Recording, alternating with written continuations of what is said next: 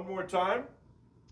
I keep saying one more time like this is going to be the last time, but we really are just getting started on this, especially when we got heavy hitters like Glorinsz up here with us. You know who this guy is. This is the recent, well, hang on here real fast. We're back for laying it down with Big D, and today we've got the North American Clutcher Kick champion, IGL of Akimbo, Mitch Glorinsz MacInnis, hailing all the way from Canada, so there might be some choppy internet connection. It's a long way away.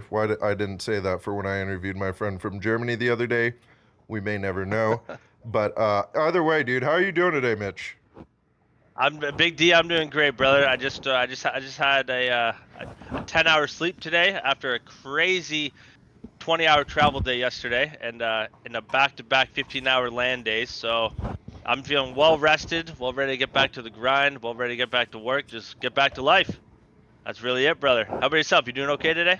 Wow, I'm living the dream, baby. I gotta sit here and yap about Counter-Strike with North Oh American boy. legends like yourself. I like your couch. Are you on your couch or your bed? I Oh, like it I'm actually. I'm I'm on my bed. This is my bed. We got a green screen back here. The Looks pretty comfy actually. yeah, what, dude? That's what I'm saying. I literally am living the dream. I get to do interviews just chilling on my bed over here. Holy shit. Yeah, 1:30 in the afternoon, chilling on your bed. That is the life. it's 10:30 You're a.m. doing over pretty here. good for yourself. Oh, you're West Coast? Yeah, we're West Coast over here. So after this, we got a whole day ahead of ourselves of Good for you. doing whatever the hell we want. Attaboy. Probably going and terrorizing some pugs, trying to break Ain't back nothing through wrong with to that. level 10. It's been a slog. We've been playing a lot of free unverified face it. No, that's a grind. You gotta get the verified going, so at least like I the have it. people. My friends don't. And I'm playing with Oh fuck. dude, Oh no. listen, sometimes you got to choose between playing with your friends or grinding to the top Yeah. and I'm not giving up on the dream, Mitch. I very well may Attaboy. Good for you. play on a LAN someday. I don't know if you saw the stats from Frag 19, but I was actually the second highest rated player there. So, uh, Good. Oh, you're back. You never yeah, left. I've You're, never left. I don't know if I've ever I've yet to you never arrive. got there first. Yeah, I've yet to Well. arrive. So we're waiting. Laying it down with Big D is really just the introduction, but it's not, dude. We're not here to talk about me. You sly dog. We're here to talk about you. I wanna hear the Mitch MacInnis story because you really have. Like, we talk about some of these guys that have been around for a while right now, and it's weird to hear people that are like, "Oh yeah, I started in 2018," and I'm like, "That's not around for a while in my eyes." Like, you've been No. back since you go all the way back to 2015 and earlier. You're in your 2015, 30s. 2008, I think is when I actually started playing CS. Yeah. Well, Long time ago. take us back in time, Mitch. What are your earliest memories of gaming, and how did it lead you to Counter-Strike? I think I'm pretty sure. Well, I used to play all like the old school like Xbox games, all the old school like PlayStation 2. One of my buddies, he used to his dad used to make a bunch. He had like a PlayStation 2 mod chip, so he would bring us like so he would like burn and like well, it's definitely really illegal back then. He used to just like burn like 100 games for us and give us a mod chip. So his dad would just like give us like a huge binder full of PS2 games back then, which is pretty cool. And some of them were shooting games.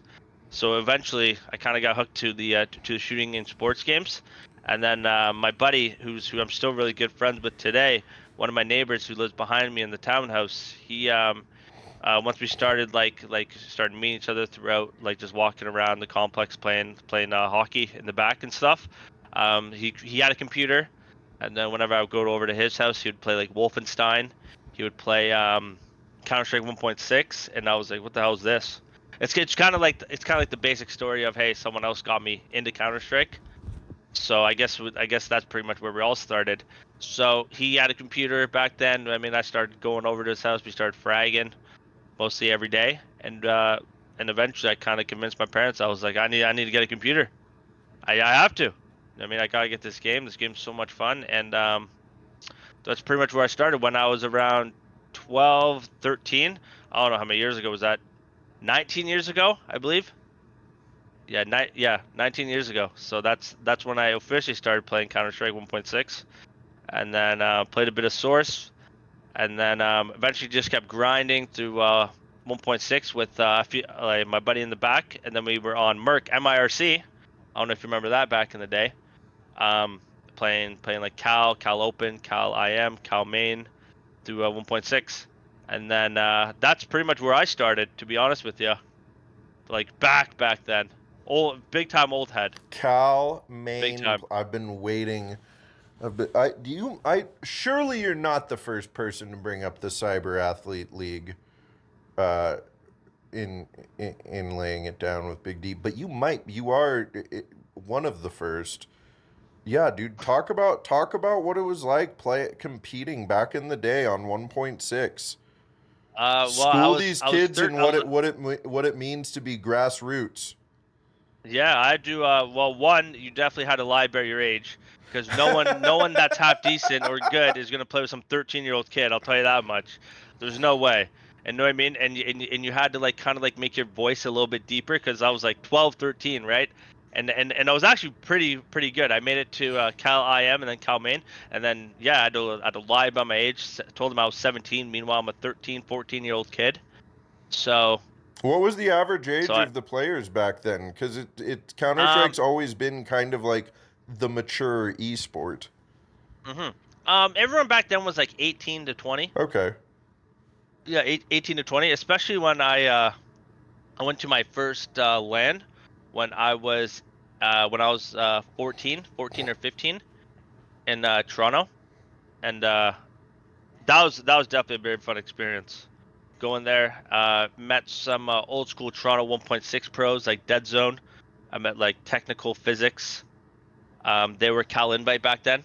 That was pretty cool meeting them, and then meeting a bunch of like old school other Pro 1.6 players, which was very cool. So that was definitely a very good time. It was definitely a weird atmosphere, because everyone was like smoking like cigarettes, you know what I mean? It was like smoking weed, drinking, and then I was like some little kid. I was like, I've never seen any of this before in my life. So it was definitely a brand new experience for me, but I enjoyed it. I like the land environment. I think that was the very first time where I actually fell in love with Counter Strike. Like being around like a group of the exact same people as you, playing the video game that you guys all love in the exact same room. That's when I was like, this is it. I was like, this is probably the best CX experience you could ever get in this game, right here, going to a LAN. Dude, that you had that when you were like 13, 14 years old. I had that when I was 34 years old a year ago, and I my first time going to LAN was Frag 18 in Kansas City last year, and like that exact feeling that you described of being in the room and every person there is playing Counter Yeah. Strike, talking about Counter Strike, and probably for the most part in their life only focused on Counter Strike. Like, Yeah, it's a great it's a great feeling, right? Being around, you know what I mean? Because like I'm playing, right? It's not like it's not like I can talk to my buddies who I went to school with. You know what I mean? Like yeah, they know what Twitch is or whatever, like, but like they don't know the amount of work or whatever you put into a game, and like the knowledge that you have with it. So I can't just go out while we'll go out to the bar or whatever, have some drinks and stuff, and be like I can't really talk about Counter Strike with them. I'll talk about our usual stuff like sports and all that good stuff.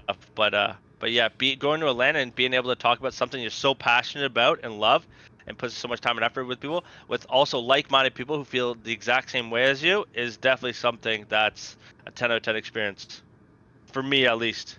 yeah, dude, it's well, how many lands have you been to over the years? I've been to quite a bit. I don't know the exact number. I gotta go on on my Wikipedia. But I've been to the main ones I know. I went to a few in 1.6, just like local ones. Um, and then in CS:GO, I went to my very first CS:GO LAN was another Toronto one. And then I've been to a bunch of local Toronto ones. outside of Toronto, I went to RGN Pro Series in 2015 in California. I went to Philadelphia in 2015. I went actually, and then in 2017, I went to multiple tournaments in Toronto also again, and then just recently went to San Antonio this weekend. So a lot of local Toronto lands, and 3 or 4 that I went to the States with. Well, and did you play professionally CS:GO at some point? Yes. Yeah, about 9 years ago, played for Temple Storm, which is definitely a very good experience in Pro League, and then this might hit you too in CEVO Professional League too. CEVO, baby. Yeah, Yeah. Whatever. Why did CEVO fall off? I have no idea. We gotta call Big Spangler back from the dead, and ask him what happened. We do need to call. Was that the guy in charge of Yeah, Spangler. Yeah, he Spangler? was the guy who ran CEVO. Yeah, we do need to get Spangler out of retirement here and ask what happened and get something going in Maybe we this can bring it back ecosystem. because the prize pools were really good back then too. Like the prize pool for CEVO was actually pretty good. That whole CEVO land, everything. I think if they actually brought it back, it would actually be really good for our scene. I'd like To be honest with you. You know what other blast from the past I miss? And this was more of a Dota thing that's gone as well, but they dipped their toes in Counter-Strike, and I think they were the best spectator, like online spectator events. It was the Beyond the Summit events. Did you ever watch the Oh, at the houses. Yep. the Yeah, CS I summits? like. Yep, I like the mansions, or Yeah, they whatever just rent big a house they were giant at. a giant house, Yep. set it up as a like tournament, and have all these Hmm. different rooms for players to play against each other in. And then it was just a couch in front of the kitchen, and so the entire That's it. stream was just watching everybody wander around back there, and they'd come hang out. Like it was frag vibes, right? Like it's It was such a vibe. Like I wish I could have went to those, man. Just chill, play Counter Strike with your buddies. Obviously, it was like a lot of really good teams still went there too. yeah, it was But it was a just tier one like the tournament. vibe. Yeah, like the vibe and set there was amazing. I loved watching those tournaments too. Especially everyone just chilling in like shorts, sweatpants, just coming to chill on the couch, having a good time too. That definitely seemed like a phenomenal experience. Maybe the frag guys will want to do one in a mansion someday. Maybe we can put it in my house. I can have a laundry room there. I can move the couches there. We can have a team here, a team on that wall. I can take down the stairs. There's this thing of stairs right here. We can take that out. Well, you got an We can attic? we can fit us all 3-4 teams down here. Trust. Okay. And then upstairs too. Well, We'll see. that's grassroots, baby. Well, you said your buddy lives right behind you too. We could get his house Yep. involved as well. So, I think you might be cooking here, dude. Hey, you never know. We'll see. We'll see. Well, what was the comparison? What was it like being at LAN? Was this your first LAN in a while that you just went to this weekend? I know I went to Launder's Land actually. Oh, that's right. Not the most recent one, but the one before that. The first one? That was a great time too. Finished third in that, which was actually pretty good. There's a lot of good teams there too, like a lot of good teams. So that was definitely a very fun experience. Shout out Launders for hosting a great land, and Alex and Keenan and all the staff there. So that was definitely a phenomenal land. Yeah, Jace Lee was there, right? Yeah, Jace Lee was there this weekend too, I believe too. Jace Lee Shout out was Jace Lee. there this weekend. He'll be getting his own episode Yep. here soon of laying it down with Big D. I'll have you know that's my LAN duo. He was actually the first highest rated player at Frag 19. He and me. You guys are cold. Yeah, he and I played one best of 3 on LAN, and I mean the numbers were so high. I actually got a taste of it, and I'm like, holy shit! It was my first time playing Counter-Strike on LAN after 13,500 hours playing the game. Yeah. And I was like, oh, It's a totally different game, it right? is It's fun.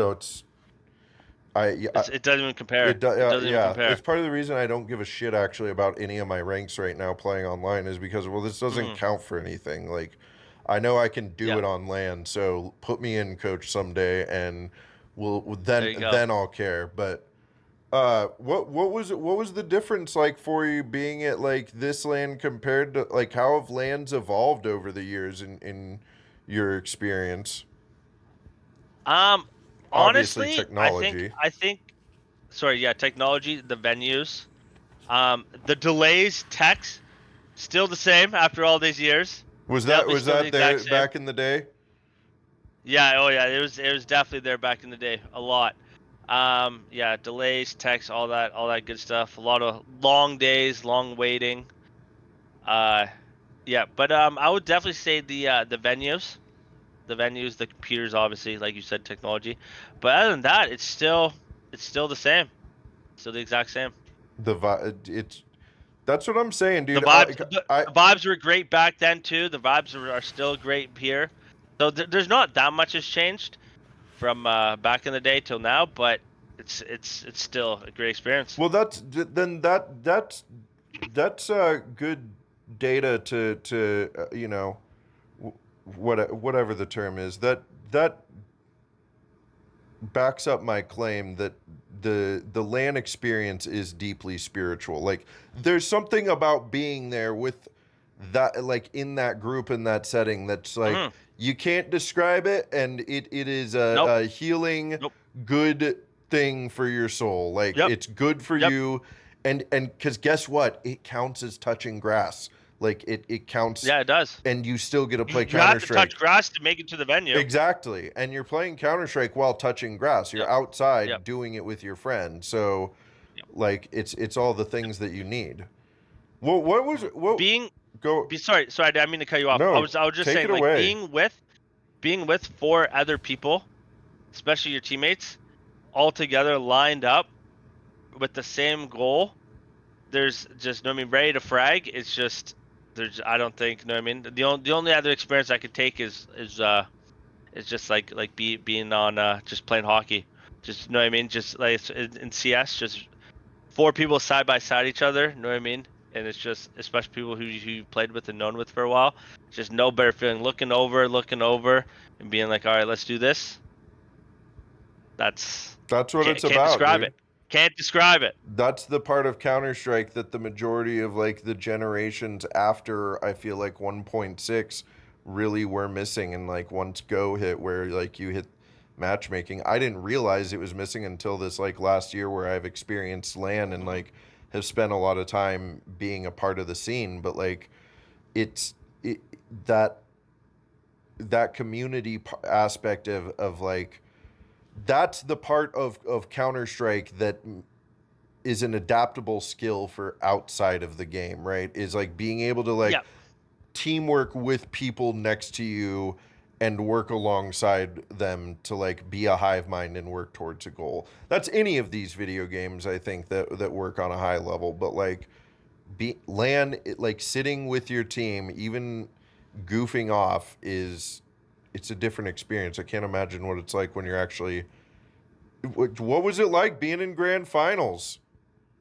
Dude, it was hype. It was just, it just felt like another day at the office. Obviously, it wasn't. It was a pretty big deal, but with my teammates and I, we just said, "Yo, we gotta let's do this. Let's dial it in." We were hyped. We were very very excited. Um, the nerves, I personally didn't have that many nerves because I knew I was playing with my four other teammates who are also very very good at this game. So I knew if I was gonna have a bad round or a bad map, I've good teammates to pick up my slack. So as long as I was able to call like half decently, I knew I had a good feeling we were gonna bring it home. Dude.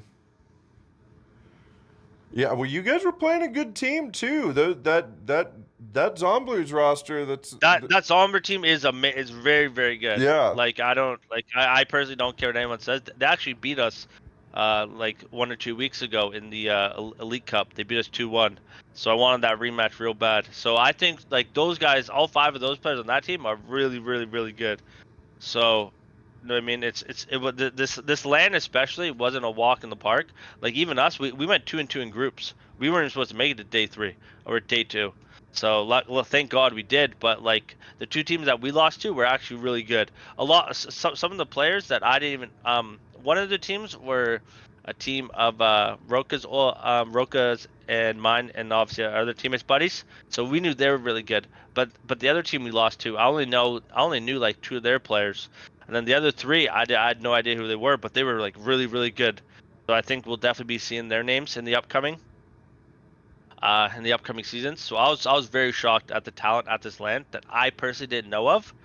So there's a lot of good teams and players there, man. So it was definitely a good one. Yeah, no, you should feel good about winning that one. I think it's a big deal. I know it's only a 5K land, but like you said, it's one. It's just exciting seeing more lands pop up that are getting covered by HLTV and becoming VRS ranked in the North American ecosystem. But two, like there was actual teams there, and like even the nostalgia tournament that was happening up in Seattle at the same time.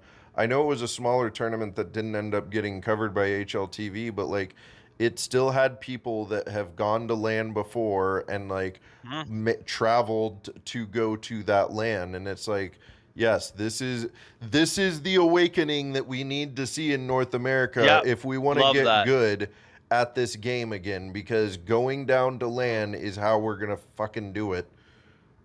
Yep, and then when we do play against EU teams, it's also going to be on LAN. We're not going to be playing them online, right? So it's definitely very good to have that Exactly. LAN. That's what. That LAN experience also, because if we're going into playing against EU teams and they've been playing on 0 ping this whole time, 0 ping and 60 ping compared to online, it's a totally different game. I promise you, Literally it's 100%. it's literally not the same game at all. So if you're going into and playing an EU team with barely any lane experience, you're going in wide, swinging like crazy. You're going to be able to hold an angle most of the time and kill them. That, So it's just a totally different game, and more lane experience for our scene. The better we'll get when we finally do get that chance to play against that EU team. that's that was the most mind-blowing thing to me on playing on LAN is I was like, whoa, I can put my crosshair at this angle, and as a man comes out the corner, I can start Yeah, shooting and he dies. What and he the dies. fuck? He can't just Yeah, he swing doesn't go past my flash step. crosshair. Yeah, Yeah, flash step across and boink, I got you, buddy. Like, oh, yeah. okay. Yeah. Sometimes it still happens, but because it's CS2, but very very rarely. Like especially on this one, like I was trying, like I was still swinging a bit, but like I wouldn't wide swing. I would do like a little like jiggle, and then I was able to shoot. But online, I would have to wide swing to very very wide to even get a chance to kill that guy. So Yeah, you can way still do different that. game. You still jiggle for information around corners. Like you're not, or you like do stuff to take fights effectively, but like you're not like you said, just holding A or D, wide swinging out Hmm. there, and just trying to counter strafe and hit the shot as you get Yep. out there. Like you're not trying to cheese a system. You're trying to actually just focus and win the fight, right? Like Yep. that's the big difference. But, dude, I want to ask about this time in Tempo Storm. What was it? How did you? What was it from Cal Maine to professional Counter Strike Global Offensive player? What was that journey like? It was definitely fun. So we started in 2000 and for CS:GO came out 2013. So I would just play ESCA. Just I mean made it up to the ranks, open IM main, and then I was farming main quite a bit. I mean no I was farming IM quite a bit, and then I ended up getting picked up. My very first like very good team was with Daps, McNutty, SNK, and the Lightworker. So I don't know if you Daps is the head coach of I'm aware of Energy. Daps. Yeah, some Yeah, of those other names yeah. sound So familiar. yeah, Daps, McNutty, SNK, and Lightworker. So that was the very first team that I ever got picked up, and like my very first good team, I would say. So we played. So our first season together, we finished second in ESA main, and then after that, there was no premiere or anything. So top 2 main teams got invited up to invite. So we made invite that season, and then played the season, and then after that, I joined a new team with some old school 1.6 pros. I played with Emode, Yayo, Ape, and Rush. Rush. Who's that? So yeah, me and Just kidding. Big Rush, me and Big Rush came up together, which was actually really really cool. Shout out Will. He's gonna be on Laying Yep, It Down someday as well. I guarantee it. yep. Shout Big Will. So Will and I. So that's how long we've been playing. So Will and I have definitely been on the come up. We were on the come up together. So that was definitely a good time. And then I didn't do too hot that season. Our team ended up falling apart, I believe. And then after that season was when I think they introduced Premiere. So who was my lineup on that Premiere team? It ESEA was Premier, right? yep. Not Premier It was CS2 for me. you youngins. No. No. No, this This is very very long time ago. what This is like 8 eventually years ago. became the ESL Challenger League. Yeah. So then my next team, oh my god, I'm trying to remember. Blast from the past like crazy. This was with Dumore Relics, Hades, Warren, and then Valence, Soham. If you obviously know Valence from EG and stuff. Mm-hmm. So that was our team. We ended up winning Premier that season, which was really cool. Which was very very cool. Um, and then after that, I think our team kind of split apart for a bit. I think we all went our separate ways, if I do remember. And then so we ended up winning that season. And then after that, I didn't play Invited Pro League. I went and joined my team, which led to us getting signed by Tempo Storm. I ended up joining up with Rix, Slip. Rix, old 1.6 Pro, the CS:GO Pro, played for Echo Fox. Slip, old 1.6 Pro, played for Mousepaz. Riggs, Slip. Who else was it? Assailant. Oh my god, I'm having a moment here. Who the heck was? Yeah, you're allowed to look it up. I'm blown away by how much you know off the top Oh, of your head here. oh my god. Yeah, this is insane. I don't. I'm gonna be. I'm gonna be an absolute idiot for not knowing this. Everybody's gonna mock you. Oh my god, I feel so bad for who I just forgot there. It's definitely one of my boys too. Oh my god, I'm an absolute idiot. It was fucking Pete Stanislaw. I'm so sorry, Pete. You're still It my you. favorite mud. I apologize. Oh my god, it was fucking Pete. It was Stanislaw. Of course. Of course, of course. Of course. But yeah, no, that was a stacked roster. Me, Stanislaw, Assailant, Slip, and Rix. Yep. That was a stacker. So then so we actually ended up winning Premier that season too. So I actually won, well, I guess ESL Challenger, which was Mountain Dew League, and then Premier actually ended up winning it back-to-back seasons, which was actually pretty cool. And then after that we went to the Pro League, ESL Pro League, and then we went into Civo Pro League too, which was actually really good. ESCA Pro League, that was we actually did really good during them. ESA Pro League, we finished 8th. And then Civo Professional League, we finished 3rd. I think we finished 3rd in the season. And then just wait, this is all gonna come full circle now. Just wait for this. And then just before the LAN and after the season. Wait, no. I got backtrack. So before the Civo Professional in the ESA Professional League, we ended up dropping Assailant for Shazam. We ended up picking up Shazam. Oh. Which is a pretty big, yeah. We actually got Shazam.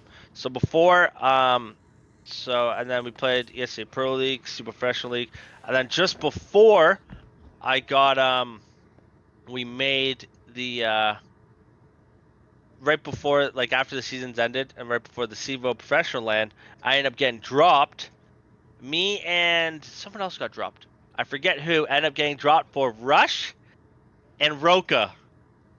Them two ended up joining Tempo Storm. Yeah, my now teammate Danny. So that was that's definitely pretty funny for that. Well, and then that So, roster became Splice, right? I think, I don't remember. I wish I did. No, trying to think. Or was that the Optic roster? That was the Optic roster. Yes, it was. Because Yes, it was. It was the Optic roster. yeah, because that was Stanislaus, Shazam, and Roka together, right? Um, no, I think during then, Roka went to Echo Fox, and then Stanislav, Rush, and Shazam. I think Rush was there too. Rush was there. Yeah, because and then I think Roka went to Echo Fox with Freakazoid, Rix, and Sean Gears. Back then, I believe. It's weird I thinking think. I about think. I how all think. those moves eventually led to North America winning a major.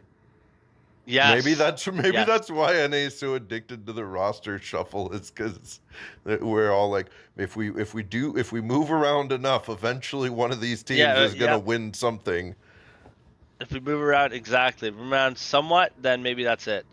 Well, and then did you take a long break after that, or Yeah. So after that, I was obviously, you know what I mean, like, right, like I put in a lot of hours. I made it to the top. Like I made it to Invite, made it to Pro League, CVO, Professional League. Right. I do understand me getting dropped. Right. Like it is a business. I mean, I got dropped for, I don't know if it was for Rush or for Roka, but obviously one of them is very, very good, way better than I was at the time. So it's obviously very understandable. So I didn't mind. So after that, I definitely took like a few, like a long, like I played like open, I played open with some like real life friends for a few seasons, and then I and you started to wonder get back why into it a fucking little bit. ESEA Open is so goddamn hard. Oh, I just got done playing in Pro League. Let me jump into Open. Yeah. God. So I was a little demotivated at the time. So I was like, you know what? I'm gonna chill for a few seasons. I'm gonna play some open with my buddies. Farmed that. Um, and then played main, and then I started getting back into it. And then I played main with some older teammates, Emode, McNutty, Hitman. So I played main with some older friends. That was definitely a good time too. And then after that, I think I just jumped around. And then after that, I think I quit. I think that's when I actually quit for like a very, very long time. After that, um, quit for like 6 years, 7 years. Um, and then came back, played ESL Challengers for like half a season, and then I was like, you know what, I'm not really feeling it anymore. And then yeah, I kind of quit gaming for like 3, 4 years. Came back, played a little Fortnite, played some Fortnite when Fortnite came out. I was like, what the hell is this game? So I played Fortnite for a few years, and then when Valorant came out was when I officially came back to like FPS games.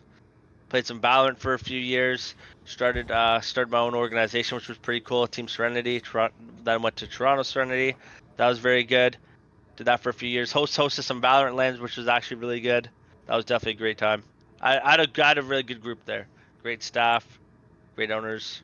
That was a fun time. And then the past few years when CS2 finally got released, I was like, you know what? I got to come back. And here we are now. Back in all his. Started Yep, started from the bottom back in CS2, and then made it back to ESL Challengers League in CS2. So I kind of a little bit of a redemption. I mean, started from the bottom again when CS2 came out and made it back to the top of NA. And yeah, now you're back in Challenger League. Very much where you guys belong. You guys have quite the roster there. It's been fun getting to watch you guys. It's cool seeing Akimbo show up at like that org show up at LAN as well, because that was an org that was like had a roster, that Mongolian roster, that was playing Hmm. really well, but like they weren't going to any kind of LAN or whatever. So to see the No. org get some representation at LAN is cool to see as nowadays. But Yep. Shout out, Big Mike, also the Akimbo owner, for helping us get to this land. Big Without him, it Mike, wouldn't have been possible. So shout out to Big Mike for sure. Thanks for having our backs, buddy. Thank you. hell yeah, maybe we'll have to have Big Mike on the show here sometime. We like talking to org owners too. Well, let's thank you for sharing all that too. What's up? Yeah, no. So sorry if I was rambling, but you No, kind of did dude. tell me to yap. No, So I I do told you to apologize. yap. I want to hear And it. sorry. My story, the players and stories probably got mixed up quite a bit because it's been. The fact you I stumbled and apologize. forgot who Stanislaw was is Was the so best. I funny. can't believe I forgot about Pete. Pete, if you That's ever watch this, man, I promise, bro. I dude. You're apologize. gonna need to Next, reach out to him and let him know. He called. I I know. pugged with him recently. He was in one of my pugs on my team. Him and Fozy, and he called me Small D. I got too. I honest to God, I got in the pug and I got too nervous because Stanislaw was on my team when I was. No, Pete's awesome, man. He was Pete, so if you're cool. hearing He was this, so nice. yeah, He was like yeah. joking. Pete, you're still one of my favorite mutts, buddy. You're still one of my favorite mutts. Love ya. He was totally like composed and kind and not a dickhead at all. But I just got nervous because I'm like, holy shit, these guys are at the major, right? Because it was during the major. Yeah. They like were playing. Was it? That's awesome. They had just got done playing or whatever, and were like in my face at pug, and I was like, okay, be cool, Okay. Big D. Yeah, be There's cool. a couple No, of major players no, here on no, your team. yeah, no reason to be nervous, man. Those guys are cool. Were you with Fizzy too? PHZY, you were saying? Yeah.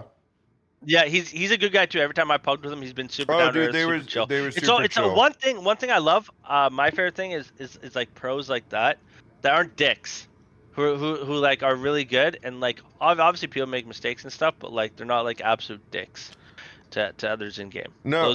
Those are some of my favorite pros for sure. Well, and Because I'm not like that. Because me personally, I'm not like that. Like I get mad quite a bit in yeah, pugs dude. if I have like idiot teammates. I snap sometimes. That's how I And like am too. I feel bad about it after, but like I know what I mean. I know how So it is, dude. Like I have massive respect for people like yeah, Stanislaw that could be totally composed yeah, and like that yeah, that can maybe it has because something not to me. do with being a salaried tier 1 player that travels to the world to play in lands that pugs really don't matter to you at all. No, So they don't. No. you know, that might have a little something to do with it, but still, like it's I have respect for the people who stay calm and cool. So yeah, make sure you send this over to him and let him know, hey, I will. this Big D guy, you met him in your pug, you called him a Small D. I think I have a screenshot Yeah, of it. I'll let him know for sure. I'll send him a text after this. I got you. Don't worry, buddy. Yeah, send him a text. Well, let's talk a little more. I appreciate you sharing the Glorinsz story here. Let's get a little more broader view here of North American Counter-Strike in general. But what do you think obviously we haven't really been winning anything tier 1 in a while, and we've gone back to, like, there was a moment there in the late 2010s we won the major. Liquid had a period of domination after that, right? Like we saw some, North America wasn't a complete joke to the rest of the world, but like we're kind of back to that now. And I want to know what your thoughts are on what we should be doing to collectively get better and get back to winning tier 1 events. Well, it definitely starts at the top. I don't know if you've ever watched like an FPL game or some of the sorts, but if you ever turn on an FPL game, a lot of the time it is definitely trolling. So it definitely starts at the very top, like where our best players should be able to set a very good example for the youngins, and for the people coming up, right? If you see like a young 17, 8-year-old kid put on an FPL stream and they're just kind of fucking around, joking around the whole time, not taking it serious, how are they supposed to react, right? So I think it definitely starts from the top. I'm not saying all, but if you watch a majority of them, it's definitely a lot of trolling and messing around. So it definitely starts from the top, and hopefully, you know what I mean. I think we just need better leaders in the scene. We need definitely better leaders, and better leaders who are more outspoken for the scene for sure, and how to improve and more people like Pete. Yeah, exactly. More people like Pete for sure. Pete's a great leader, great person, and I'm sure once he does retire, whenever he does, I'm sure he would probably be a phenomenal mentor in the NA scene. But who knows when he will? But we definitely need more people like him, and others to be more representable and better role models for the up and comers in the scene. It always starts from the top in everything. So right now, I honestly don't feel we have that. I really don't. So hopefully it'll get better in the future. Yeah, I think that is. I always appreciate. I know everybody has their opinions, and I think everybody's opinion matters. But I definitely appreciate hearing from people like yourself that have been in the scene from top to bottom for a very long time. That like have a better perspective on the matter to like give an opinion. Mm-hmm. You know what I mean? So yeah, I think that that is a really simple and clear way of like if you're in Challenger League, if you're in FPL, if you like be setting an example right now. If you're going to LAN and you're cracking an HLTV page and making it out of groups and getting into playoffs or whatever, like set an example for what you want future generations to look like, and remember that Right. all eyes are on you because Yeah, no, they no, are. no, for sure. Especially watching an FPL game. I'm not saying all players. All players, like, you know what I mean, like the top players are obviously great. Don't get me wrong. Like the NRGs, the M80s. I'm not saying them. I Sure, promise you. but our Like the but our tier two. like the bot. Yes, yeah. But like the. You know what I mean, I'm not talking about them at all. But right, you see people running it down, barely calming, not giving a flying fuck. What's a player like? Obviously not me, but I'll say like if I was like back when I was 18, 19, 20, watching someone like that, right? I'd be like, what the hell is this? Right? I'd be like, this is an absolute joke, I yeah. right? Like It, when I was coming up, I was watching the old school like EG 1.6 full Canadian team. I was watching the old school Jason Lake complexity team. You watch any of those videos, it's pure passion, pure hard work, pure everything. Like that back then, that's probably why we were on top because we had great leaders, we had great, you know what I mean, role models, like people who put in the hard, crazy work.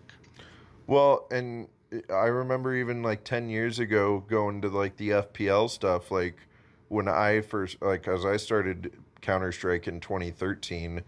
Once I started watching like FPL stuff in 2015 when it was coming around the ESEA Rank S days as well, like you saw like those guys were making content like the Carrots and the Freakazoids and those guys were all making content, but like most of their content was like pretty informative while being fun. Like Yes. instead I feel like every time I've turned on an FPL stream and it's not somebody that's on a tier 1 team, it's it looks like every other it looks like I'm turning on a Flom, Yeah. it looks like I'm That's turning on a that's Flom yeah. stream.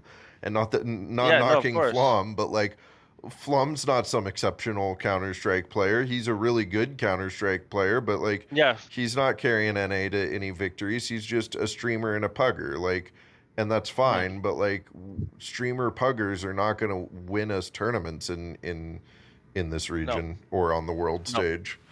No. But yeah, once, you know what I mean, once people at the top decide to get their heads out of their asses and try to be better people and role models and show that they actually do care about the scene. Until then, we're still gonna be shit. So whenever we still are. So even the up and comers, right? Just say for example, okay, any sick up and comer tries to join one of those teams, they'll be bought into their system where it's like, okay, it's cool to run it down during this time. It's cool to not calm, right? So it still ends up in a crappy situation for sure.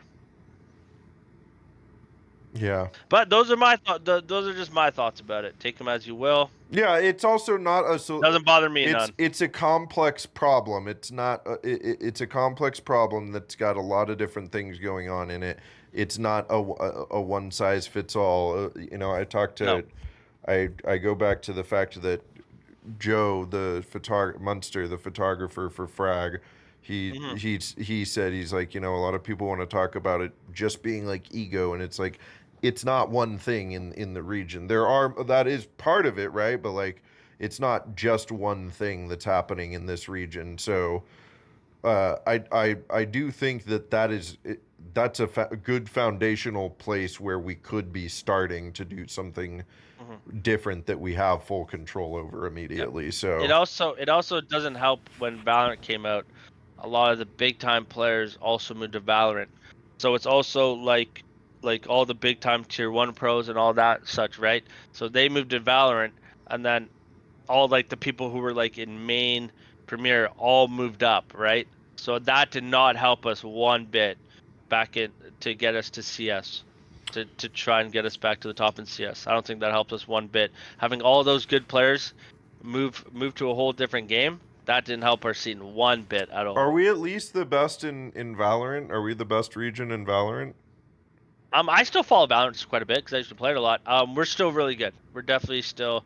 I think APAC. I think that's like the like all the Asian teams. I think those. I think they won the last tournament, I believe. But no, like we have like G2. Like G2 is a really really good team. Obviously, NRG Sentinels are. We're definitely a very very dominant force in NA Okay, and well, in the world in Valorant. good. That's good. Well, we'll Mhm. get there in Counter-Strike as well. It's just the matter of, I think in the next 5 6 years we'll kind of see this next generation start to grow up and Yeah. or it might get worse because this current generation is guiding the next generation in a piss poor way. You Yep. never know, but I do think that we're trying to change the narrative down here at laying it down with Big D. So we'll make a splash in the pond hopefully eventually, but uh yeah. All right, dude. I only got a couple more questions here for you. No worries, brother. Um, one, I want to ask you what's your favorite Counter Strike memory of all time? My favorite CS memory probably Like from either your winning. experience. Well, most recently last Sunday night. That was a good one. That was definitely a memory I'll definitely cherish for the rest of my life for sure. Um, I think just every time I've won a LAN or won a league, like one premier, like just won a big thing in CS. I don't think there's just one though. I think at each moment of those times was the best memory I had at that time. That makes sense. I was gonna say it's probably hard for you to pick one after 20 years experience in the game, but uh, yeah, But yeah, each time I've won a league or a tournament is definitely that's the best. Yeah, that's I can't really rank them because they're all huge for me. All great memories that I'll remember forever. well, and okay. Here's my last couple of questions. My first one is what is your name Glorin? What does your name Glorinsz mean? Where did that come from? Oh, okay. So you're an old head. So this is gonna be funny. I hope you understand this. Do you remember back in the day when you had like digits, like a 6-digit Steam account, a 4 or 5-digit Steam account, a 5-digit Steam account? Remember I those? didn't have a computer till 2023. I was console gamer the whole Okay. time, but I Okay. do Okay. know. Okay. I So am aware. super old I'm heads will aware of the understand Steam this. digits. I'm aware of like Okay. Steam ID digits. Like I have a friend with a Okay. 3 digit Steam ID. Yes. Okay. Okay. So back then they were a huge deal. Like you could sell them for thousands of dollars. Like you could sell them a lot. So so me and my friends, we like when we were all like 13, 14, 15, we would scam people on Steam for their like 4-digit, 5-digit, 6-digit account. We would add them on Steam, message them, and be like, hey, this is Steam support. Blah blah blah blah blah. We need your info because your account has been like hacked or something along those lines. So we would spend all day doing that, and some people would send us them. Some people would send us them, and then you would also send your and then when you're trying out for 1.6 teams or whatever, there was a site called Legit Proof, and you would just send your Steam ID to them, and it would show like all your past teams or whatever. It would be like the ESA page history. So it'd say like Cal Main, whatever. So one of the accounts that one of my buddies scanned for me, his name when I was like 13 years old, his name was Glorin, Glorin.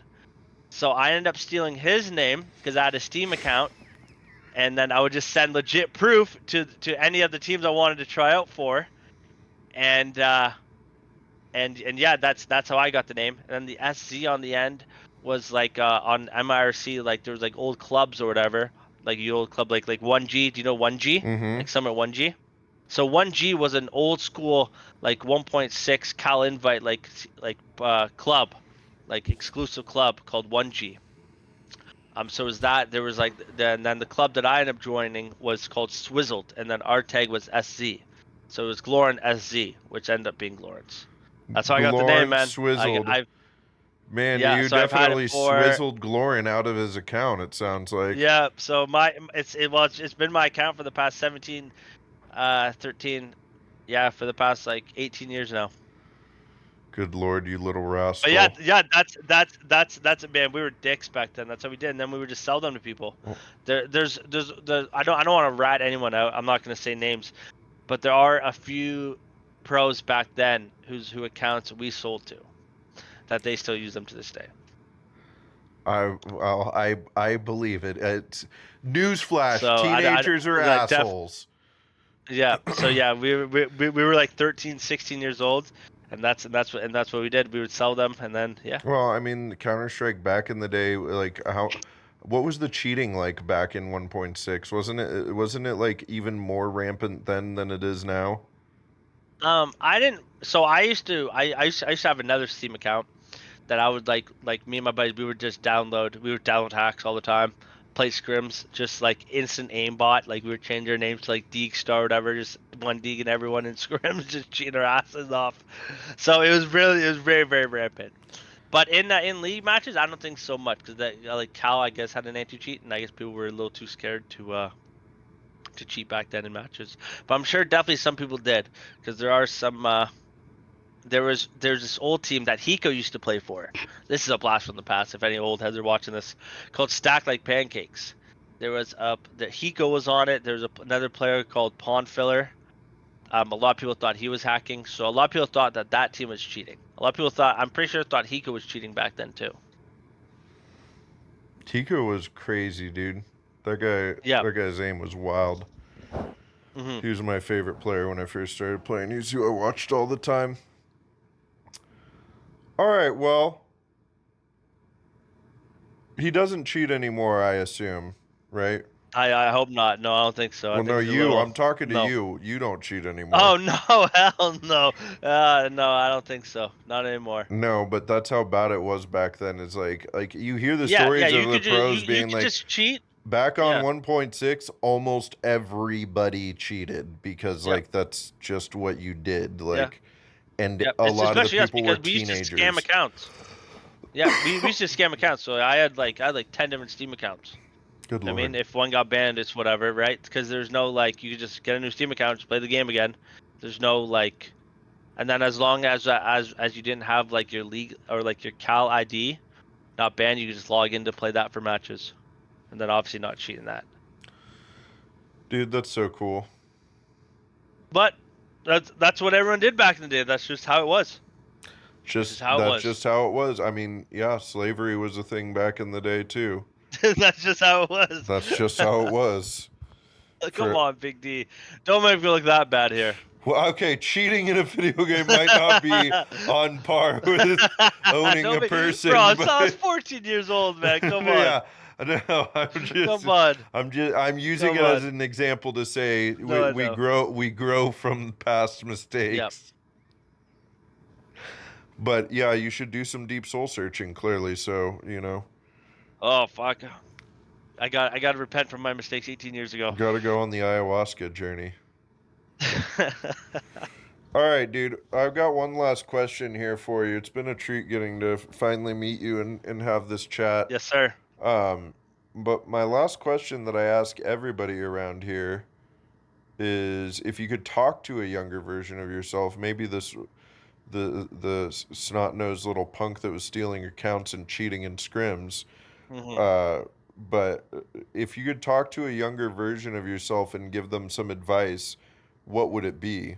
And it can be Counter-Strike or esports or life or anything you want. This is your opportunity to get on a Yeah. soapbox and preach. Definitely not try to party as much as on a personal level. Try to try to follow the your hockey dream a bit more because you're pretty damn good back in the day and not drink and smoke so much and do other drugs back then. And then that's pretty much it. Try to keep maintaining your healthy relationship with your family and parents. They love you and you love them. And then same with your buddies. And always work hard and keep doing your thing. Keep being you. That's really it. I think that's beautiful advice. Yeah.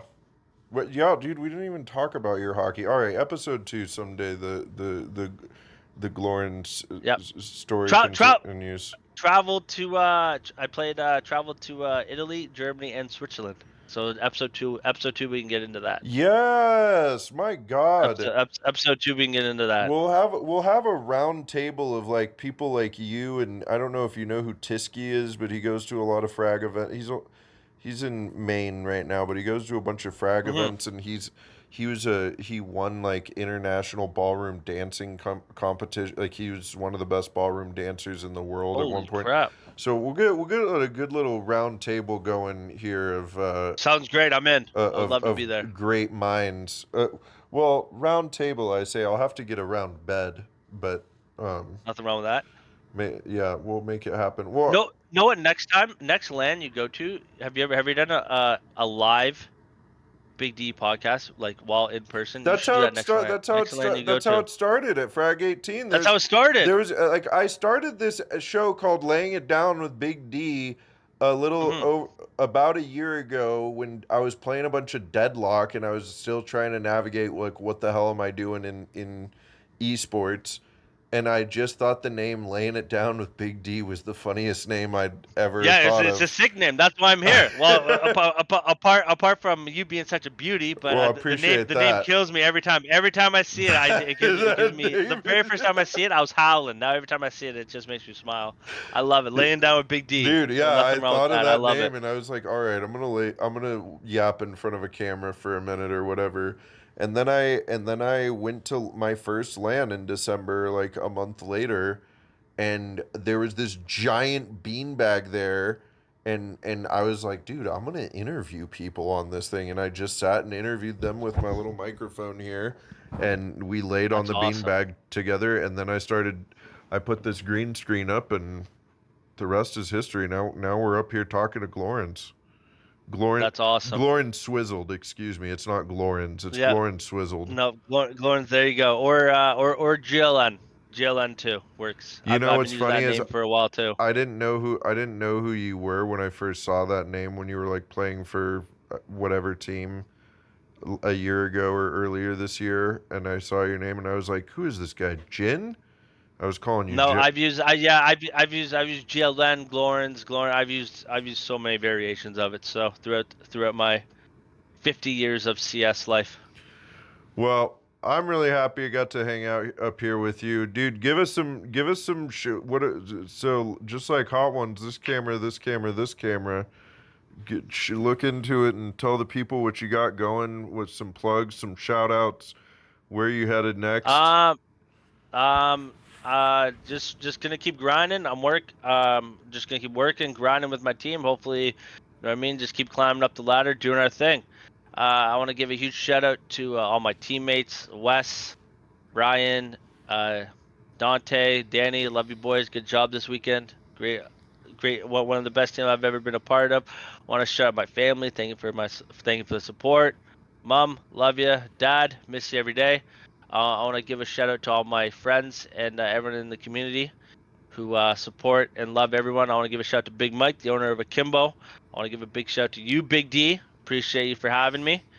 And that's really it. I want to give a shout out to the NA community. There's a lot of good people in this community who want to work hard and win. So let's keep uplifting each other, supporting each other, keep working hard. That's how we're all going to make it back to the top one day.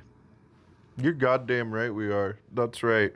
All right, dude, this has been inspiring and thrilling and informative. Thanks for joining me, and thank you all for watching. That is it. Thank you, Big D. Thanks for having me, buddy. Appreciate ya. Of course, dude.